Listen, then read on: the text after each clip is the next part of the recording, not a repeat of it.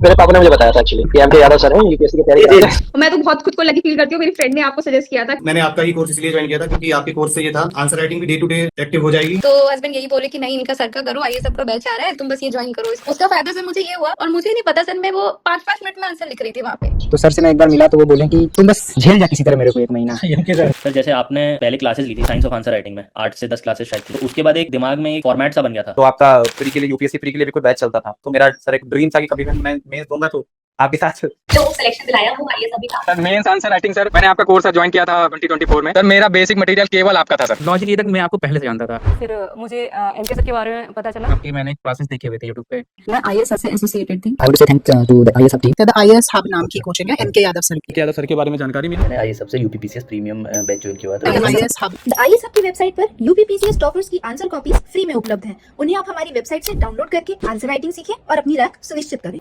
नमस्कार, मेरा नाम अनामिका मिश्रा है। मैंने हाल में यूपीपीसीएस 2024 में चौथी रैंक हासिल की है और मेरा चयन डेप्यूटी कलेक्टर के पद पे हुआ है। अगर मैं अपने बारे में बताऊं तो मेरी प्रारंभिक शिक्षा अयोध्या से हुई है, कनौसा कॉन्वेंट गर्ल्स इंटर कॉलेज से। उसके बाद मैंने स्नातक बीएससी में किया है और मैंने ये अवध यूनिवर्सिटी से किया है। उसके बाद मैंने सहायक अध्यापक के रूप में कार्य कर रही हूँ 2018 से। इसके साथ ही साथ मैं यूपीएससी और यूपीपीसीएस दोनों की तैयारी एक साथ कर रही हूँ, जिसमें यूपीएससी में मैंने 5 अटेम्प्ट दिए हैं और यूपीपीसीएस में ये मेरा चौथा अटेम्प्ट था। और इसके अलावा अगर मोटिवेशन की बात करें कि मैं इधर क्यों आई, तो इसका मोटिवेशन जो रहा है मेरे पिताजी के थ्रू मुझे मिला है, बट जो गाइडेंस और डायरेक्शन मिला है वो मुझे मेरे भाई ने दिया था। उन्होंने ही बताया था कि इस तरफ तुम्हें जाना चाहिए और उन्होंने सारी बुक्स मटेरियल के बारे में मुझे गाइड किया, इस जॉब प्रोफाइल के बारे में गाइड किया, तो ये चीज़ रही है। अगर मैं अपने प्री की स्ट्रैटेजी की बात करूं तो प्री के लिए मैंने क्या रिसोर्सेज फॉलो किए थे, उसमें मैं पहले ये बताना चाहूँगी कि मेरी जर्नी काफ़ी लंबी है, 2018 से है। मैंने कई बुक्स फॉलो की थी, बट जो मेरे लिए सिर्फ काम की है मैं वही बुक्स यहाँ पे आपको बताना चाहूँगी। सबसे पहले अगर देखा जाए तो पॉलिटी के लिए लक्ष्मीकांत मैंने फॉलो की थी। इसके अलावा हिस्ट्री के लिए एंशियंट और मेडिवल के लिए मैंने एनसीईआरटी की थी। मॉडर्न हिस्ट्री के लिए मैंने एनसीईआरटी की थी। इसके अलावा मैंने स्पेक्ट्रम की बुक भी पढ़ी थी, करीब 2 से 3 बार मैंने उसको पढ़ी हुई है। और अगर पॉलिटी की बात करें, लक्ष्मीकांत को मैंने करीब 4 से 5 बार पढ़कर उसके नोट्स भी बनाए थे। तो ये कुछ बुक्स हो गए, रिसोर्सेज हो गए जो मैंने फॉलो किए थे। करंट अफेयर्स के लिए मैं क्या किया था, मैंने विजन आईएएस की मैगजीन को फॉलो किया था। यूपीपीसीएस के लिए मैं एक खास चीज़ बताना चाहूँगी कि एक आई दृष्टि आती है घटना चक्र की, वो एग्ज़ाम के पहले आती है, वो काफ़ी मेरे लिए बेनिफिट किया उसने प्री को निकालने में। इसके अलावा स्टैटिक और करंट अफेयर्स को मैंने कैसे बैलेंस किया, मैंने करंट अफेयर विजन से ही किया था। मैंने कोई हिंदू का पेपर नहीं पढ़ा था कभी भी। कभी कभार मैं पढ़ती थी, बट क्या करी वो रेगुलर नहीं कर पाती थी। तो मैंने सोचा कि जब मैं कोई चीज़ रेगुलर नहीं कर पा रही हूँ तो इसलिए मैंने बर्डन नहीं लिया। मैंने हिंदू एनालिसिस देखा था, वाजीराम का आता है यूट्यूब पे, मैंने उसको देखा था। इसके अलावा मैं विजन आईएएस की मैगजीन को अच्छे से करती थी, ये मैं कहना चाहूँगी, और शायद उसने मुझे काफ़ी करंट अफेयर्स में मदद की। अब आता है रिवीजन मैंने कैसे किया। इसके लिए मैं एक खास स्ट्रेटेजी बताना चाहूँगी जो सबको, आप लोगों को भी पता होगा। एक्टिव रिकॉल मेथड किया था। मैं जब भी अपना रिवीजन करती थी, 2 पेज मैंने रिवाइज किया, तो मैं क्या करती थी, एक रफ पेपर लेकर उसमें लिखती थी सोच के कि मुझे क्या क्या पॉइंट्स याद आ रहे हैं। मैं इस तरह से इसको रिवाइज करती थी। इसके अलावा आप क्या कर सकते हैं, मॉक्स यूज़ कर सकते हैं, टेस्ट दे सकते हैं, आंसर राइटिंग करके आप उस चीज़ को रिवीजन कर सकते हैं। तो ये मेरी स्ट्रैटेजी रहती थी। इसके अलावा मॉक्स को मैंने कैसे यूटिलाइज़ किया, मैं ये बताना चाहूँगी कि मैंने बहुत ज़्यादा टेस्ट सीरीज़ नहीं लिखी है। यूपीएससी के लिए मैंने लिखी थी, शायद वो मेरे लिए काम आई थी। मैंने दृष्टि में और विज़न में टेस्ट सीरीज़ ज्वाइन की थी 2024 में। उसके मैंने 20 टेस्ट लिखे थे, फुल लेंथ टेस्ट मैंने लिखे हैं हमेशा से। इसके अलावा जो मॉक्स मैंने लिखे हैं वो पीवाईक्यू लिखे हैं, ज़्यादा से ज़्यादा मैंने पीवाईक्यूज़ इस बार लिखे हैं। मेरा एक ग्रुप भी था, पीयर ग्रुप था, उसमें हम सब लोग मॉक्स लिखते थे, पीवाईक्यूज़, और अपने आंसर्स को शेयर करते थे, जिससे मुझे भी काफ़ी इनपुट वहाँ से मिला और मैंने भी काफ़ी इनपुट अपने वहाँ पे सबको सजेस्ट किया। इसके अलावा मैं एमसीक्यू सॉल्व करते समय क्या ध्यान में रखना चाहिए, पहली चीज़ तो ये ध्यान में रखना चाहिए कि आपको 150 क्वेश्चन नहीं आएंगे, ये सबके साथ होता है, इसमें घबराना नहीं चाहिए। क्या होता है, मुझे भी एग्जाम में मैं क्या करती थी, ज़्यादा से ज़्यादा अटैम्प्ट करने की कोशिश करती थी। यूपीपीसीएस में जो मेरा अटैम्प्ट रहता था वो करीब 120 से 130 क्वेश्चंस के रहते थे, और इसमें एलिमिनेशन टेक्निक का क्या यूज़ करते थे कि मैं वो क्वेश्चन को बिल्कुल सॉल्व नहीं करती थी जो मुझे बिल्कुल नहीं आता है। अगर मुझे चारों ऑप्शन नहीं आ रहे हैं तो मैं उसको बिल्कुल भी टच नहीं करती थी, बट अगर मुझे 2 ऑप्शन में कन्फ्यूज़न है मैं उस पर अटैम्प्ट लेती थी। तो तो इस तरह मैंने इस टेक्निक को यूज़ किया है। अब बात करेंगे कि मेंस कैसे किया जाए। मैंने कब शुरू किया, प्री जब निकला था, रिजल्ट आया था, ये पहली गलती मैंने जब पहला अटेम्प्ट मैं दे रही थी तो मैंने सबसे पहली गलती अपनी यही की कि प्री के रिजल्ट का मैंने वेट किया और जब रिजल्ट आया उसके बाद मैंने मेंस की तैयारी की। यही कारण है कि मेरा पहला अटेम्प्ट तो बेकार ही हो गया था। मैं इंटरव्यू तक गई थी बट मेरा हो नहीं पाया। तो ये गलती किसी को नहीं करनी है। मेंस की तैयारी साथ में करनी चाहिए आपको, और जब प्री का एग्जाम आए तो प्री के एग्जाम के 2 महीने पहले आप प्री की तैयारी करिए, तब मेंस छोड़ दीजिए। मेंस अब मैंने 2024 में क्या किया है, स्पेशली मेंस के लिए मैंने सिलेबस वाइज पूरे नोट्स बना लिए थे। हर एक पॉइंट के मैंने नोट्स अपने बनाए थे। उसके लिए मैंने कुछ सोर्सेस फॉलो किए थे। सबसे पहले तो इस बार मैंने ChatGPT को फॉलो किया था, बहुत ज़्यादा उसकी हेल्प ली। सेकेंड नंबर पे देखें तो शून्य IAS के नोट्स आते हैं, वहाँ से मैं थोड़ा बहुत रेफ़र किया था, बहुत ज़्यादा नहीं किया था, थोड़े बहुत टॉपिक्स वहाँ से रेफ़र किए थे। इसके अलावा वाजीराम की भी एक मेंस की बुकलेट आती है, वो मुझे मिल गई थी, मैंने उसको भी रेफ़र किया था। इन सब जगह को मिला के मैंने हर टॉपिक के 2-3 पेजेस के नोट्स बनाए थे अपने, और मुझे लगता है ये मेरे लिए सबसे ज़्यादा काम किया। और इस अटेम्प्ट में ये नोट्स ही थे जो मुझे रैंक 4 लेके आए हैं, तो मैं यही कहना चाहूँगी। इसके अलावा हम पेपर 1 से पेपर 6 की अगर बात करें तो पेपर 1 के लिए मेंस के लिए मेरे क्या सोर्सेज थे। ज्योग्राफी के लिए सबसे पहले अगर देखें तो मेरे सोर्सेज थे, मैंने NCERT ही की थी जो प्री के लिए की थी, सिंपल। इसके अलावा मैंने ChatGPT का यूज़ किया था। हिस्ट्री के लिए अगर देखें तो हिस्ट्री के लिए सिंपल NCERT थी। इसके अलावा जो टॉपिक्स मेंस के रहते थे उसमें, उसको मैंने, अगर वर्ल्ड हिस्ट्री की बात करें तो मैंने तमिलनाडु की बुक यूज़ की थी वहाँ के। इसके अलावा अगर सोसाइटी तो सिंपल इंटरनेट से मैंने बनाए थे, यही कोचिंग मटेरियल की हेल्प लेकर मैंने उसको खुद से अपने पर्सनल नोट्स बनाए थे। इसके अलावा अगर करंट अफेयर्स की बात करें तो करंट अफेयर्स के लिए मैंने क्या किया था, वही विजन IAS की मंथली मैगजीन, मैंने सिंगल सोर्स यूज़ किया। एक चीज़ मेरे साथ ये रही है कि मैंने सोर्सेज को बहुत ज़्यादा डाइवर्सिफाई करा नहीं, मैंने सिर्फ विजन की यूज़ की। मुझे वो अच्छी भी लगती थी, आप कोई भी मैगजीन यूज़ कर सकते हैं, बट जो भी सोर्स आप यूज़ करें वो सिंगल रहना चाहिए, उसके अलावा आपको कोई सोर्स यूज़ नहीं करने चाहिए। तो करंट अफेयर्स के लिए मेरे लिए यही रहा था। इसके अलावा अब हम अलग अलग से एक एक सोर्स देखते हैं। जैसे GS1 का तो मैंने बता ही दिया। GS2 में अगर देखें तो पॉलिटी के लिए जो भी टॉपिक होता था सिलेबस का, मान लीजिए जो भी है हिस्टोरिकल अंडरपिनिंग्स है, तो मैं उसको ChatGPT की मदद से उसके नोट्स बनाती थी, या किसी भी जैसे वाजीराम और शून्य IAS में अगर उसके नोट्स अच्छे हैं तो मैं वहाँ से उसको बना लेती थी। इसके अलावा अगर देखा जाए तो गवर्नेंस के लिए भी सेम स्ट्रेटेजी थी। मैं टॉपिक लेती थी, इंटरनेट में डालती थी, सर्च करती थी, जो भी उससे बेस्ट टॉपिक मुझे कंटेंट मिल जाता था मैं उसको अपने नोट्स में लिख लेती थी। IR के लिए मैंने सिर्फ विजन IAS की मंथली मैगजीन को यूज़ किया था, वहाँ से मैंने इसके कंटेंट बनाए थे। और GS3 इकोनॉमिक्स के लिए अगर देखा जाए तो मैंने प्रीलिम्स के लिए तो क्या किया था, मृणाल सर के ही वीडियो को एक बार देखा था। उसके अलावा PYQ सॉल्व किए थे, मैंने घटना चक्र का यूज़ किया था। इन्वायरमेंट के लिए मैंने सिंपली इंटरनेट यूट्यूब से कुछ वीडियो से उसके नोट्स बनाए थे। इसके अलावा डिज़ास्टर मैनेजमेंट के लिए सेम टेक्निक थी, ChatGPT, इंटरनेट, वहाँ से जो भी टॉपिक मुझे पहले मिल जाता था मैं उसको अपने कंटेंट उससे तैयार करती थी। GS4 के लिए मैंने क्लासेस की थी, एक साहिल सर करके हैं, वो क्लास लेते थे GS4 का, मैंने UPSC के लिए उसको तैयार किया था, तो वहीं से मैंने उसे कई बार रिवाइज करके वहाँ पे वैल्यू एडिशन न्यूज़पेपर से किया था। एक बेटर इंडिया करके वेबसाइट है, वहाँ से मैं एग्जाम्पल्स उठा लेती थी। GS5 और 6 की बात करें तो इसके लिए मेरा सोर्स था राकेश सारस्वत सर की बुक थी, उसको यूज़ किया। उसके बाद मैंने ChatGPT का यूज़ किया। उसके बाद मैंने यूपी की ऑफिशियल वेबसाइट्स का यूज़ किया। इन तीनों को मिला के मैंने अपने नोट्स बनाए हैं, जो कि मैंने शेयर भी किए हुए हैं अपने ग्रुप पे। मैंने सारे अपने नोट्स उसमें शेयर किए हैं, यहाँ तक कि मैंने अपने आंसर्स कॉपी भी शेयर की हैं कि मैं कैसे लिखती थी, आप उसको भी देख के आइडिया लगा सकते हैं। और यहाँ तक कि मैंने बिहार में जो एक्चुअल एग्ज़ाम में मैंने अपने आंसर्स लिखे हैं, मैंने वो भी शेयर किया है। जैसे हम घर पे लिखते हैं तो थोड़ा आसान पड़ता है, हमारे आंसर्स अच्छे होते हैं, बट एग्ज़ाम में हम कैसे लिखते हैं मैंने वो भी शेयर किया है, वो कॉपीज़ भी सबके साथ शेयर की हैं।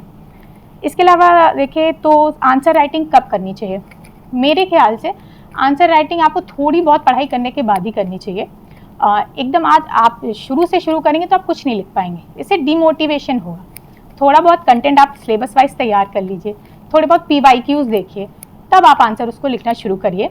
अगर मैं अपनी बात करूँ तो मैंने प्री के बाद ही आंसर्स लिखे थे, उससे पहले कभी भी आंसर नहीं लिखे हैं, बट आप थोड़ी बहुत प्रैक्टिस PYQ से कर सकते हैं। इसके अलावा इंटरव्यू की क्या स्ट्रैटेजी रही थी, मेरी बहुत सिंपल स्ट्रैटेजी रही थी इंटरव्यू के लिए। मैंने मॉक्स लगाए थे, 4 कोचिंग के मॉक्स दिए थे, मैंने प्रयागराज से दिया था। इसके अलावा अगर देखा जाए तो मैंने ChatGPT का यूज़ किया था, उसमें वॉइस फीचर आता है, मैं उनको बता देती थी कि जैसे कुकिंग मेरी हॉबी है, मैंने उस पर डाल दिया और मैंने कहा आप मतलब ChatGPT से जितने क्वेश्चन पूछ सकते हैं पूछें। तो वो डायमेंशंस खुल गए थे मेरे सामने। तो उस पर मैंने अपना एक कंटेंट तैयार कर लिया था। करीब 25 से 30 पेजेस के नोट्स मेरे बन गए थे इंटरव्यू वाले। तो ChatGPT इंटरव्यू के लिए तो काफ़ी यूज़फुल होगा, आप उसको यूज़ कर सकते हैं। इसके अलावा हर चीज़ में मैंने टाइम मैनेज कैसे किया, मैं अपने बारे में अगर बताऊँ तो मैं एक टीचर भी हूँ, मैं गवर्नमेंट जॉब करती हूँ, मैं मैरिड भी हूँ और इसके साथ मैं UPSC और UPPSS दोनों तैयारी करती थी। तो टाइम मैनेजमेंट का मेरा एक ही फंडा रहता था, मुझको हर दिन पढ़ना है, भले 1 घंटे मिल जाए। और मान लीजिए कभी कभी नहीं मिलता था तो मैं डीमोटिवेट नहीं होती थी। मैंने कहा कि जिस दिन मुझे टाइम मिलेगा मैं उस दिन खींचूंगी। शायद यही कारण है मुझे ज़्यादा समय लग गया, बट ये है कि मैं कभी हार नहीं मानती थी। मुझे लगता था कि नहीं, धीरे धीरे अगर करते जाएंगे तो एक दिन हो जाएगा, और शायद आज ये हो भी गया। इस बार के अटेम्प्ट में मुझे काफ़ी हताशा हो रही थी कि अगर इस बार मेरा नहीं हुआ, क्योंकि मैंने अपना बेस्ट दिया था इसमें, अगर मेरा नहीं हुआ तो शायद मैं ये अटेम्प्ट छोड़ भी देती। बट भगवान की कृपा रही कि मेरा इस बार हो भी गया। और मैं यही कहना चाहूँगी कि हार मत मानिएगा, धीरे धीरे कोशिश करते रहिए। बहुत ये नहीं है कि आप एक ही साल में निकाल लेंगे, ठीक है। ये एग्ज़ाम इतना टफ़ है, इतना मतलब मेंटल पीस चाहिए होता है इसके लिए कि हमें बहुत ज़्यादा पेशेंस चाहिए। इसको रख के धीरे धीरे इम्प्रूवमेंट कीजिए, खुद इवैल्यूएट करिए। मुझसे बच्चे पूछते हैं कि मैम कॉपी कहाँ से इवैल्यूएट कराएं। मैंने भी देखा था, मैंने भी कई कोचिंग ज्वाइन की थी, मैं नाम नहीं लूँगी, बट उनकी इवैल्यूएशन से मैं बहुत सेटिस्फाइड नहीं थी। तो मेरा क्या स्ट्रैटेजी रहती थी, मैं UPSC के टॉपर्स की कॉपी उठाती थी, वहाँ से मैं देखती थी कि वो कैसा लिख रहे हैं, मैं उसी तरह अपने आंसर्स को ढालने की कोशिश करती थी। एक आंसर्स में क्या होने चाहिए, एक अच्छा इंट्रो होना चाहिए, एक बॉडी होनी चाहिए और कंक्लूजन होना चाहिए एक अच्छा, ऐसा ऑप्टिमिस्टिक कंक्लूजन हमेशा होना चाहिए। इसके अलावा मैं कोशिश करती थी कि एक डायग्राम ज़रूर डाल दूँ। UPPCS में प्रेजेंटेशन पे ज़्यादा महत्व दिया जाता है, मैंने उस पर भी फोकस किया।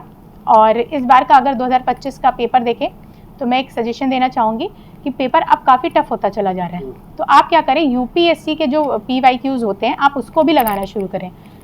एटलीस्ट 5 ईयर्स के PYQ या 3 ईयर्स के PYQs आप प्रैक्टिस करें, क्योंकि पेपर अब काफ़ी बदलता जा रहा है, UPSC पैटर्न पे होता चला जा रहा है। तो इस चीज़ को ध्यान में रखें। मैं और एक चीज़ और कहना चाहूँगी कि मेरे लिए अब लास्ट में अगर मुझे कुछ कहना है कि ऐसी क्या चीज़ है जो मेरे लिए काफ़ी मतलब ऐसे वर्क कर गई, तो मैं 2 चीज़ बोलूँगी। सिलेबस वाइज नोट्स बनाने हैं मेंस के, और दूसरी चीज़ क्या करनी है, PYQs ऐसे करना है कि उसको पी जाना है। मैं ऐसे बोल रही हूँ, प्रीलिम्स के PYQs हो, मैंने घटना चक्र को लगाया था, बहुत बार लगाया था, उसके बाद मैंने उसके नोट्स बना लिए थे। अब बहुत बार इन सेंस ये हो जाता है कि हम हर साल एग्ज़ाम देते हैं, हर साल हमको लगाना पड़ता है। इस वजह से इतने साल में आप सोच लीजिए कि मैंने कितनी बार लगा लिया होगा। उसके शॉर्ट नोट्स बना लीजिए, मैंने भी बनाए थे। और सेकंड है, मेंस के PYQs लगा के उसके भी आपको नोट्स बनाने पड़ेंगे, सिलेबस के साथ उसको कंबाइन करना पड़ेगा। अगर आप इतनी चीज़ भी कर लेते हैं तो बहुत आराम से आपका ये एग्ज़ाम निकल सकता है। और मैं लास्ट में कंक्लूज़न में यही कहना चाहूँगी कि किसी को हार नहीं मानना है, हाँ कोशिश करते रहना है। देखिए बच्चे सब बहुत तेज़ हैं, जिनका नहीं हुआ वो कमज़ोर कहीं से भी नहीं है। मैं भी उनमें से बहुत अच्छे बच्चे मुझसे भी रहे हूँ। एक समय भी होता है, एक टाइमिंग होती है कि हमारा सब कुछ साथ देता है, एक हमारी मेहनत, एक ईमानदारी होती है। इस वजह से आज मैं इस मुकाम पे हूँ और मैंने बहुत साल से मैंने भी कोशिश की है, बस मैंने हार नहीं माना है। शायद उसी का परिणाम आज ये है कि मैं आज यहाँ पे आपके साथ बैठी हुई हूँ।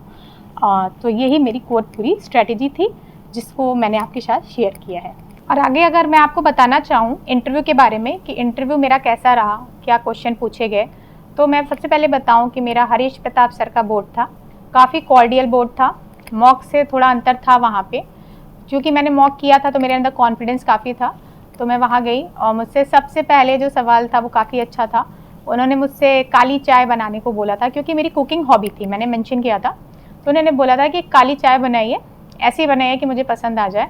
तो वो एक फ़न मोमेंट हो गया था और मेरा कॉन्फिडेंस थोड़ा और बूस्ट हो गया और काफ़ी माहौल अच्छा हो गया। वहाँ से लेकर मेरा इंटरव्यू बहुत ज़्यादा अच्छा चला था। काफ़ी 25 से 30 मिनट का मेरा इंटरव्यू रहा था। कुकिंग पे मेरा ज़्यादा था। सेकंड अगर चीज़ देखें तो मेरे जॉब प्रोफाइल पे बहुत ज़्यादा इंटरव्यू गया था कि मेरे स्कूल में कितने बच्चे हैं, मैं कैसे मतलब प्रिपरेशन करती हूँ, वहाँ मैं क्या कर सकती हूँ, MDM के बारे में बात हुई। तो ये सारा मेरा इंटरव्यू चला। काफ़ी कॉर्डियल बोर्ड था। लास्ट में उन्होंने मुझे मिठाई भी ऑफ़र की थी जो मैंने ले ली थी। काफ़ी अच्छा इंटरव्यू रहा मेरा जो भी प्रिपरेशन था वो ChatGPT से था, मॉक्स दिए थे, मेरे पास कॉन्फिडेंस थोड़ा सा था, अनुभव भी था पुराना मेरे पास। तो इस वजह से मेरा इंटरव्यू मुझे लगता है कि काफ़ी अच्छा गया होगा। अब जब भी मार्कशीट आएगी तो उसके नंबर से थोड़ा आइडिया लगाया जा सकता है कि मेरा इंटरव्यू कैसे गया। अब अगर मुझे बच्चों को मैसेज अगर देना है जो अटेम्प्ट देने जा रहे हैं, उनको मैं यही मैसेज देना चाहूँगी कि कृपया अपने मतलब नोट्स बना लीजिए। मुझे भी ऐसा लगता था कि नहीं, नोट्स के क्या काम है, PDF से काम चल जा रहा है, मैं पढ़ ले रही हूँ, बट मुझे लगता है कि यही चीज़ मुझे आखिरी स्टेज के बाद रोक देती थी। तो सब लोग अपना मेंस के सिलेबस वाइज नोट्स बना लीजिए, PYQs को अच्छे से सॉल्व करिए। अब क्या करिए, UPSC के PYQs को सॉल्व करिए, क्योंकि पेपर काफ़ी बदल रहा है, डायनेमिक हो जा रहा है। 2 चीज़ ये करने हैं, और थर्ड क्या करना है कि जो भी फर्स्ट अटैम्प्ट दे रहे हैं वो सिमुलेटर्स दे सकते हैं। एक एग्ज़ाम माहौल में आपको एग्ज़ाम देने को मिलेगा, तो एक आपको आइडिया लगेगा कि मेरा हाथ कितना दर्द हो रहा है, मुझे क्या प्रॉब्लम आ रही है, पानी चाहिए, प्यास लग रही है, ये सब का आइडिया आपको उसको सिमुलेटर से मिल जाएगा। तो यही मेरे आप लोगों के लिए सजेशन रहेंगे। और मैं DKT टीम का भी धन्यवाद करना चाहूँगी कि उन्होंने मुझे ये प्लेटफॉर्म दिया कि मैं अपनी स्ट्रैटेजी यहाँ पे शेयर कर सकूँ, और इसका भी मुझे काफ़ी हेल्प मिला अदर टॉपिक्स की स्ट्रैटेजी को समझने में, जिसका उपयोग मैंने अपने प्रिपरेशन में किया था। आगे हम बात करें तो मैं बताना चाहूँगी कि मेरा टाइम टेबल कैसा रहता था। स्टूडेंट्स में काफ़ी क्यूरियोसिटी होती है कि टाइम टेबल क्या होता था। जैसा कि मैं जॉब करती थी तो मेरे पास बहुत टाइम तो नहीं बचता था, 3-4 घंटे डेली मुझसे निकल पाते थे। तो मेरा टाइम टेबल ये होता था कि मैं सुबह तो अपने स्कूल जाती थी, फिर वहाँ से छुट्टी होती थी, जो मैं घर आती थी तो मैं आराम करती थी, 1-2 घंटे आराम करने के बाद फिर मैं 5 बजे से पढ़ती थी। 5 बजे से मैं 8 बजे तक पढ़ती थी, एक फ़्लो में पढ़ती थी, बीच बीच में ब्रेक लेती थी। उसके बाद मैं थोड़े बहुत घर के जो काम होते थे मैं उसको करती थी। उसके बाद फिर मैं 9 बजे से करीब 11 बजे तक मैं पढ़ाई करती थी, और उसके बाद फिर मैं पढ़ाई नहीं करती थी। तो मेरा बहुत ज़्यादा शेड्यूल ऐसा नहीं है कि मैं सुबह उठ गई और मैंने पढ़ा, फिर या रात तक मैंने खींचा, मुझसे नहीं हो पाता था। मैं काफ़ी ज़्यादा सोती हूँ, मुझे बहुत नींद आती है, तो मुझसे नहीं हो पाता था। मेरा यही हमेशा का शेड्यूल यही रहता था। इसके अलावा जब मैं छुट्टी लेती थी या जब भी मेरे एग्ज़ाम्स पास आते थे तो मैं पूरे दिन पढ़ती थी। मैं सुबह 8 बजे बैठ जाती थी, 8 बजे के बाद मैं रात तक मतलब 9, 10, 11 बजे तक पढ़ती थी। बीच में काफ़ी ब्रेक्स होते थे, लगातार पढ़ाई नहीं हो सकती है, 2 घंटे का स्लॉट रहता था मेरा। मैं पढ़ती थी, फिर मैं थोड़ा आधे घंटे का ब्रेक लेती थी, या कभी कभी ज़्यादा भी ब्रेक ले लेते थे जब तबीयत नहीं ख़राब है तो आराम कर रहे हैं। मतलब अपने आप को मेंटली मैं प्रेशर बहुत ज़्यादा नहीं देती थी कि मैं बस एकदम पढ़ती ही जा रही हूँ। तो ये नॉर्मल सा मेरा टाइम टेबल होता था, इसी को मैं फॉलो करती थी और मैं अपने जॉब के साथ इसको मैनेज करती थी। इसके अलावा अगर देखें तो बहुत सारे बच्चे जो लूप में फंस जाते हैं, मैं भी फंस गई थी। बैक टू बैक मेंस देना, फिर इंटरव्यू देना, फिर प्रीलिम्स आ जाना, तो हमको कंटेंट को इनरिच करने का टाइम नहीं मिलता। वही मेरे साथ भी हुआ था। इस बार लकीली क्या हुआ था कि प्री के बाद मेंस में काफ़ी टाइम था, तो मुझे कंटेंट को इनरिच करने का काफ़ी टाइम मिल गया था। तो मैं यही कहना चाहूँगी कि जिन बच्चों का अगर लगातार एग्ज़ाम नहीं निकल रहा है और उनके पास अगर टाइम है तो वो 1 साल का ब्रेक ज़रूर लें। उस ब्रेक में वो अपने आप को इम्प्रूव करें, कंटेंट को इनरिच करें, अपने मेंस के नोट्स बनाएं, शॉर्ट नोट्स बनाएं, ऐसे नोट्स बनाएं कि जो आपको जो ब्रेक मिलता है एग्जाम में, 2 पेपर्स के बीच में, आप उसको रिवाइज कर सकें। इस तरह का काम आपको करना पड़ेगा। तो इस तरह से इस लूप में फंस सकते हैं। मेरे साथ ये नहीं हो पाया। अगर ऐसा होता तो मैं थोड़ा ब्रेक लेती फिर से, बट भगवान की दया से मेरा हो गया। बट मैं यही कहूँगी कि लूप में मत फंसिए, एक एग्ज़ाम का ब्रेक लीजिए, अपने कंटेंट को खूब इनरिच करिए, आंसर राइटिंग खूब सारी करिए, और PYQs को अच्छे से करिए। तो मैं यही सजेशन देना चाहूँगी। और अगर थर्ड पॉइंट अगर देखें तो मैंने कैसे कोचिंग की कि सेल्फ स्टडी की, तो मैं अपना बताऊँगी कि मैंने सेल्फ स्टडी की थी, अपने घर से ही मैंने पढ़ाई की थी। ऑनलाइन मटेरियल्स का मैंने बहुत ज़्यादा उपयोग किया था, फ्री यूट्यूब चैनल्स का मैंने बहुत ज़्यादा उपयोग किया था, जैसे कि मृणाल सर के इकोनॉमिक्स के वीडियोस होते हैं, सुदर्शन सर के ज्योग्राफी के वीडियोस होते हैं मैपिंग वाले, वो सारी चीज़ें मैंने देखी थी। कोचिंग के लिए मैंने सिर्फ वही एथिक्स की कोचिंग की थी, वो भी ऑनलाइन कोचिंग थी।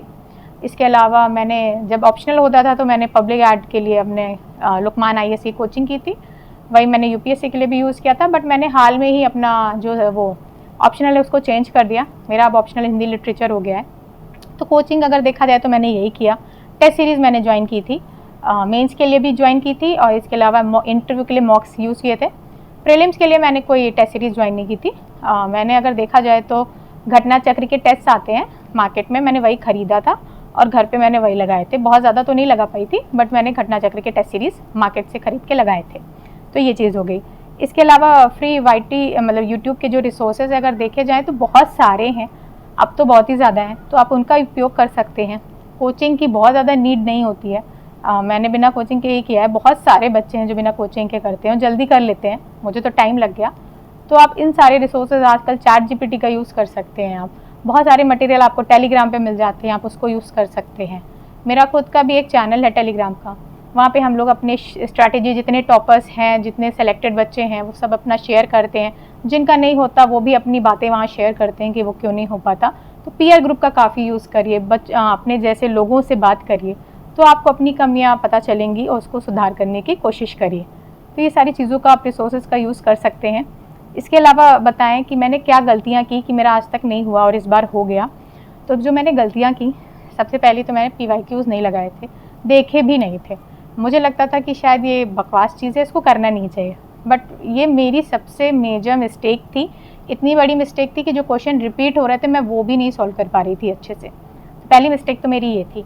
दूसरी मिस्टेक मेरी थी, मैंने टेस्ट बहुत ज़्यादा नहीं लगाए थे, पर जब मैं 2024 का UPSC दे रही थी मेंस, तब मैंने टेस्ट लगाए थे। वहाँ से मुझे एक टर्निंग पॉइंट आया, मुझे लगा कि मैंने इतने टेस्ट लिखे और मुझे इतना इम्प्रूवमेंट दिख रहा है, मैं कॉपी कंप्लीट कर पा रही हूँ।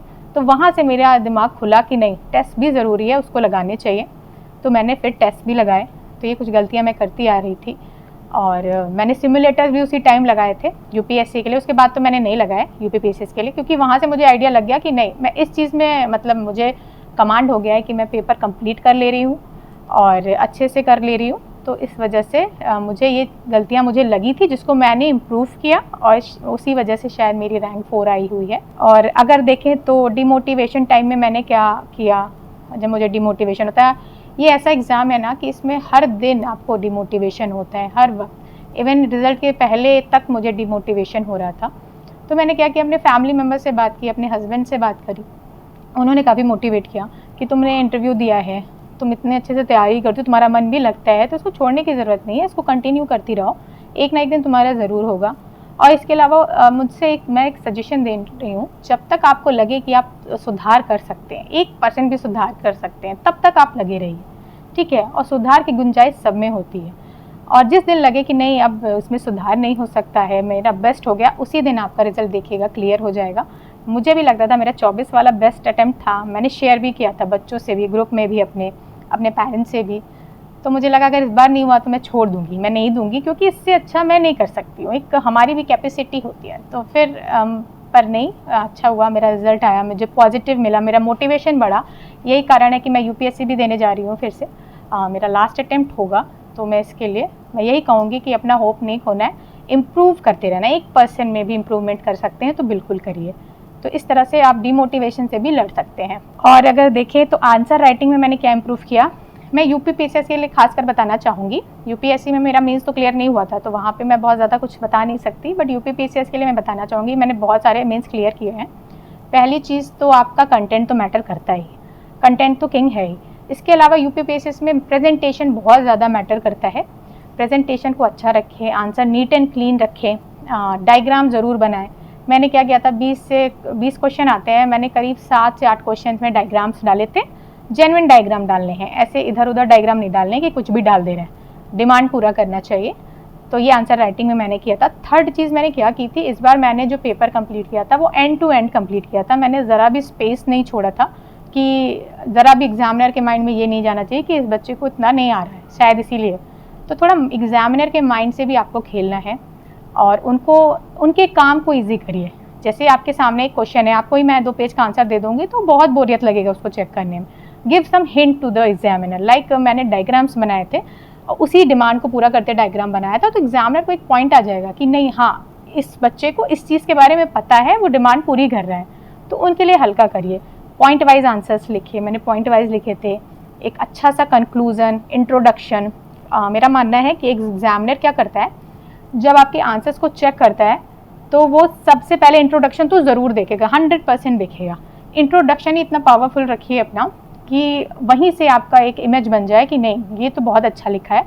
लाइक एग्जाम्पल, मैंने एथिक्स का मोस्ट ऑफ द क्वेश्चन मैंने स्टार्ट किया था कोट से। किसी जो भी टॉपिक था, जैसे कीवर्ड अगर मुझे एम्पैथी मिल गया तो मैं पहले से ही अपने घर से ही तैयार करके गई थी, अगर एम्पैथी पे क्वेश्चन आता है तो मैं ये कोट ज़रूर स्टार्ट करूँगी क्वेश्चन में, या एंड भी कर सकते हैं आप। तो एग्जामिनर आपकी 2-3 चीज़ें देखता है, एक इंट्रो और दूसरा डायग्राम अगर सामने बना है तो वो ज़रूर देखेगा, इग्नोर तो करेगा नहीं। थर्ड चीज़, जब वो मार्क्स देता है लास्ट में तो वो कंक्लूजन ज़रूर देखता है। तो ये 3 चीज़ पे आप कमांड कर लीजिए। और इस पर कमांड कैसे किया जाए, मैंने क्या किया था, हर टॉपिक के जो भी कीवर्ड्स हैं आपके सिलेबस में उस पर मैंने इंट्रोडक्शन तैयार किया था पहले से ही, और मैंने डायग्राम तैयार किया था और कंक्लूजन में ये 3 चीज़ तैयार की थी, कोर्स तैयार किए थे, डेटा तैयार किए थे। तो ये चीज़ मैं पहले से ही मुझे दिमाग में था, अगर ये चीज़ आती है एग्जाम में, ये क्वेश्चन आता है, मतलब कीवर्ड आता है, सेक्युलरिज्म हो गया, रीजनलिज्म हो गया, तो मैं ये चीज़ ज़रूर डाल के वहाँ पे आने वाली हूँ। तो और जनरल चीज़ें तैयार करिए, स्पेसिफिक नहीं, कि जो आप हर क्वेश्चन में यूज़ कर सकें। तो ये मेरी कोर स्ट्रेटजी थी फॉर द आंसर राइटिंग। मैंने यही सारी चीज़ें की थी। और पेपर कंप्लीट करना है, कोई क्वेश्चन नहीं छोड़ना है। मुझे भी ऐसा नहीं था कि सारे क्वेश्चन आते थे, कई क्वेश्चन थे मुझे नहीं आते थे। एक अर्थक्वेक का क्वेश्चन आया था, मुझे आता बहुत अच्छे से था, बट प्रेशर इतना था एग्जाम में कि मैं उसका आंसर थोड़ा गलत लिख के आ गई थी उसके जोन को। फिर भी मैंने जितना अटेम्प्ट कर सकती थी मैंने किया। आप भी करिए, क्वेश्चन बिल्कुल भी नहीं छोड़ना, ये चीज़ तो दिमाग में रख लीजिए। और मैं ये कहूँगी स्पेस भी मत छोड़िए, कोशिश करिए एंड टू एंड पेपर को ख़त्म करने की। तो आंसर राइटिंग के लिए ये मेरी कोर स्ट्रैटेजी थी इस बार, मैंने जो फॉलो की थी। इसके अलावा अगर देखा जाए तो मैंने यूपीएससी और यूपीपीसीएस को कैसे मैनेज किया, देखिए दोनों में अंतर अब आ गया है। लगभग चीज़ें तो सेम है, 2 चीज़ अंतर होती है। एक तो ऑप्शनल जो वहाँ पे पहले था तो मैंने तो वो तैयार किया था, हिंदी लिटरेचर। इसके अलावा नए पेपर 5 और 6 जुड़ गए थे, तो मैंने उसका क्या किया कि एक बार मैंने नोट्स तैयार कर लिया। टाइम मुझे लग गया था लास्ट 2023 में इसको बनाने में, बट जब एक बार नोट्स आपका बन जाता है ना तो चीज़ें काफ़ी आसान हो जाती हैं, आपको उसी को बार बार रिवाइज करना होता है। मेरा GS 5 और 6 का ऐसा नोट्स है ना कि मैं अगर एक दिन में बैठती हूँ तो मैं उसको रिवाइज कर सकती हूँ। और साथ ही साथ मैंने न्यूज़पेपर्स, मतलब कहीं मुझे दिख गए, जैसे हमारा ग्रुप है उसमें बच्चे न्यूज़पेपर्स की कटिंग शेयर करते हैं, तो वहाँ से कुछ कंटेंट मिलता था तो मैं उसको ऐड ऑन कर लेती थी अपने नोट्स में। तो अगर मेरा यही कहना है कि इन दोनों को मैनेज अगर आपको करना है तो आपको नोट्स बनाने पड़ेंगे। पहले तो टाइम लगेगा, आपका साल 1.5 साल लगेगा, बट जब आपके नोट्स बन जाएंगे ना तो फिर वही चीज़ इतनी आसान हो जाएगी कि आपको लगेगा कि मेरे पास टाइम ही टाइम रह जाएगा। तो नोट्स ज़रूर बनाएं, PYQ ज़रूर देखें, ट्रेंड ज़रूर समझें कि क्वेश्चन पूछ किस पे रहा है। तो इस तरह से आप काम कर सकते हैं। और रिसोर्सेज कितने रखें, बहुत कम रखने चाहिए। मेरे पास टाइम नहीं था, ये मेरे लिए एक अच्छी बात भी थी। अगर टाइम नहीं था तो रिसोर्सेज भी मेरे ऑटोमेटिक कम हो गए थे, मैं ज़्यादा कुछ पढ़ ही नहीं सकती थी। लाइक मैंने हिंदू न्यूज़पेपर नहीं पढ़ा, हिंदू एनालिसिस किया उसकी जगह पे, और रिसोर्सेज सिर्फ एक रहते थे मेरे, जो कि स्टैंडर्ड है, सबको पता है, मेरे वही रिसोर्सेज थे। इसके अलावा इस अटेम्प्ट में मेरा ChatGPT का बहुत मदद लिया था, और ऑफिशियल वेबसाइट को वहाँ से कंटेंट इकट्ठा किया। तो मिनिमम, मतलब जितने, मैं तो कहूँगी एक ही रिसोर्स आप रखिए और एक जगह नोट्स बना लीजिए। आप चाहे आप 4 जगह से भी बना रहे हो, एक नोट्स कंपाइल कर लीजिए, उसी को बार बार रिवाइज करिए और उस पर ट्रस्ट रखिए कि आपके कंटेंट अच्छा है। सबसे पहली बात तो हमें ट्रस्ट रखना होगा। हमें लगता है कि नहीं, वो बच्चा वो कर रहा है तो वो बहुत अच्छा होगा, वो बुक आ रही है तो वो बहुत अच्छी होगी। सब बुक में कंटेंट लगभग सेम है, कोई ऐसा नहीं है, कोई मंत्र नहीं है किसी बुक में कि आपको दिया और आप कर ले जाएंगे। सारे कंटेंट अच्छे हैं, बट एक रखिए, उस पर वैल्यू एडिशन करिए, उसको रिवाइज करिए, एक्टिव रिकॉल करिए और उसी टॉपिक से रिलेटेड क्वेश्चन सॉल्व कर लीजिए। इतना ही ज़रूरत है इस एग्ज़ाम के लिए, चाहे आप UPSC दे रहे हो या UPPCS दे रहे हो। इतना मतलब मेरे हिसाब से तो बहुत ज़्यादा है, इतना करना चाहिए। इसके अलावा प्रीलिम्स की अगर गलतियाँ देखें तो क्या गलतियाँ रहीं, तो प्रीलिम्स में गलतियाँ तो पहले तो यही था कि नोट्स नहीं थे तो मैंने फिर बनाए। इसके अलावा मेरे लिए जो प्रीलिम्स निकलता गया वो काम ये किया कि मैंने घटना चक्र से PYQs लगाए थे। जो अलग अलग घटना चक्र आती है पूर्वालोकन करके, मैंने उसको लगाया था और कई बार लगाया था और उसके नोट्स बना लिए थे। जैसे पॉलिटी के जो घटना चक्र है मेरे ख्याल से 300-400 पेजेस की है, बट उसको मैंने शॉर्ट करके 100 पेजेस में कर लिया था। उसी को मैंने बार बार रिवाइज़ किया और उसी से मेरा प्रीलिम्स निकला। इसके अलावा एक विजन IAS की मंथली मैगजीन आती है, मैंने वो किया करंट अफेयर्स के लिए। अपार्ट फ्रॉम दिस मैंने क्या किया था कि UPPCS के लिए आई दृष्टि करके एक बुक आती है घटना चक्र की, वो एग्ज़ाम के पहले आती है, वो रेगुलर नहीं आती है, एग्ज़ाम के पहले आती है। उसको मैंने लगाया था, वो लगभग सारे बच्चे जो UPPCS देते हैं वो लगाते हैं, उससे काफ़ी करंट अफेयर्स के क्वेश्चंस कवर हो जाते हैं। तो प्रीलिम्स के लिए तो ये कोर स्ट्रैटेजी है और मेरा प्रीलिम्स मतलब लगभग निकला है हर बार। तो मेरे साथ मतलब यही स्ट्रैटेजी अगर आप फॉलो करेंगे तो आपका हो जाएगा। PYQ is the king.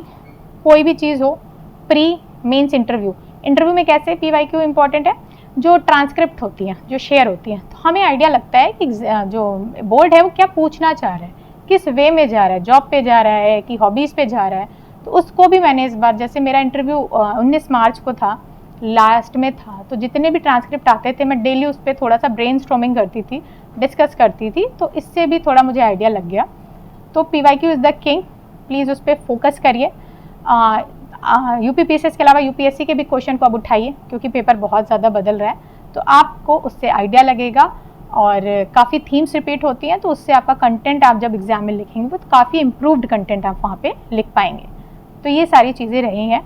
इसके अलावा अगर कुछ और बात करें तो टेलीग्राम चैनल्स की बात कर सकते हैं। कौन कौन से टेलीग्राम चैनल्स हैं जिनका हम यूज़ कर सकते हैं। एक मेरा ही टेलीग्राम चैनल है, मेरे नाम से ही अनामिका मिश्रा रैंक 4 करके। उस पर मैंने सारे नोट्स शेयर किए हैं जो भी मैंने बनाए हैं, और मैंने इस तरह बनाए हैं कि सबको समझ में आ जाएंगे। मैंने लास्ट 1 ईयर से मैं सब शेयर कर रही हूँ। हम सब एक ग्रुप में हैं, साथ में हम शेयर करते हैं, और भी बच्चे हैं और जो इस बार सेलेक्ट हुए उन्होंने शेयर किया है। फ्री में सारे रिसोर्सेज अवेलेबल हैं, आप यूज़ कर सकते हैं। इसके अलावा बहुत सारे ग्रुप थे मैंने भी फॉलो किए थे, just for the news and the content, तो आप वो फॉलो कर सकते हैं।